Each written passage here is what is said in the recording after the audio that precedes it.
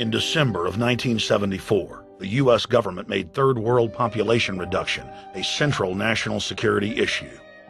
The operation plan, titled National Security Study Memorandum 200, was simply a regurgitation of the British Commission on Population created by King George VI of England in 1944, which openly stated that populous Third World nations posed a threat to the international elite's monopoly of global power. The Kissinger-authored U.S. plan targeted 13 key countries where massive population reduction was called for. Kissinger recommended that IMF and World Bank loans be given on condition that nations initiate aggressive population control programs, such as sterilization. Kissinger also recommended that food be used as a weapon, and that instigating wars was also a helpful tool in reducing population. In 1972, the Nixon White House also implemented a eugenics policy, which was directed by George Herbert Walker Bush, then United States Ambassador to the United Nations. Bush advised China on the formulation of their one-child policy and directed the federal government to forcibly sterilize more than 40% of Native American women on reservations. The Bilderberg-dominated Club of Rome advocated environmentalism as the best front to implement population reduction. Western populations would accept serfdom if it was packaged as saving the earth.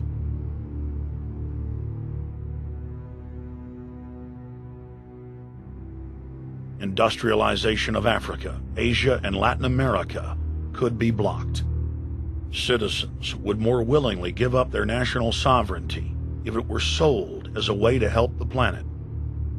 The think tank also concocted the peak oil fraud as a way to create artificial scarcity. And the Club of Rome has been aggressively pushing a global carbon tax as a way to fund their planetary government. In the draft copy of the United Nations Global Biodiversity Assessment, it states very clearly that we must reduce the human population from its current level of about 6 billion people down to about 1 billion people. In the 1970s, South Africa developed race-specific bioweapons to target blacks and Asians, and then subsequently sold the technology to Israel in the mid-1980s. In September of 2000, the Project for a New American Century published a document in which Dick Cheney described race-specific bioweapons as politically useful tools. And somebody mentioned, well, why would they want to reduce the human population when that means less money for them? Most people have no idea. They're not after money. They have all the money they need. They're after power. That's their aphrodisiac. The overlords of the New World Order are now aggressively pushing for a worldwide one-child policy. The Chinese one-child policy was phased in gradually. In the 60s, when it began, you only had to pay a tax penalty. Only later did they imprison you if you had more than one child. Now the exact same proposals to penalize couples who have more than one child are being made in the United States, England, and Europe. In the push to reduce global warming, children, according to some, are the new culprits. A think tank in the UK says too many kids are what's making the planet worse, saying large families, anything over 2 children really, should be frowned upon as an environmental no-no, akin to not reusing your plastic bags, driving one of those big gas-guzzling cars, taking long trips overseas. The UK, in fact, has negative growth. I think Canada does too. That still, families in our rich countries shouldn't have more than 2 kids. In 1998, Ted Turner pledged to give more than $1 billion to the United Nations to be spent in the implementation of population reduction policies planet-wide.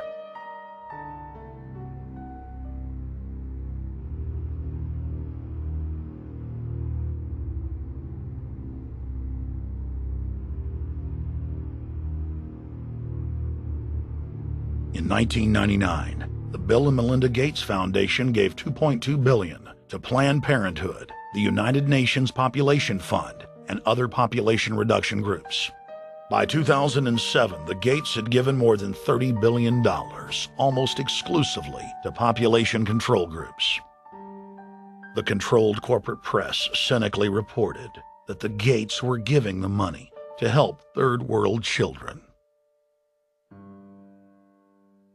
Bill and Melinda Gates were dethroned as the world's most generous philanthropists when their friend and fellow population reduction enthusiast, Warren Buffett, gave $37 billion to fund an army of population control groups. And I actually think the world will be much better when there's only 10 or 20% of us left. Dr. Eric Pianka.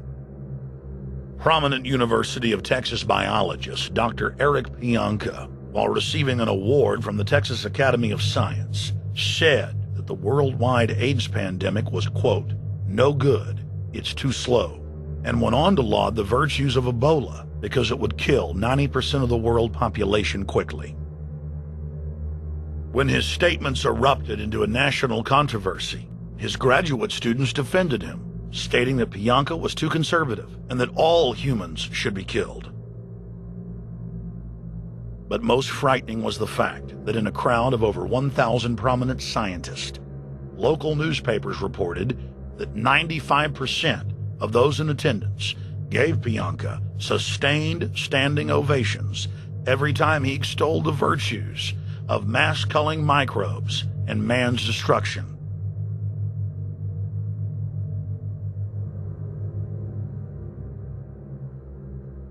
China was able to turn the corner and become the leading world superpower because they have a police state and they are able to force people to stop reproducing.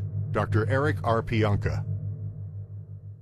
The eugenics movement has now shaken off much of its Nazi baggage and is using people's legitimate concern about the environment as a cloak to conceal their real agenda.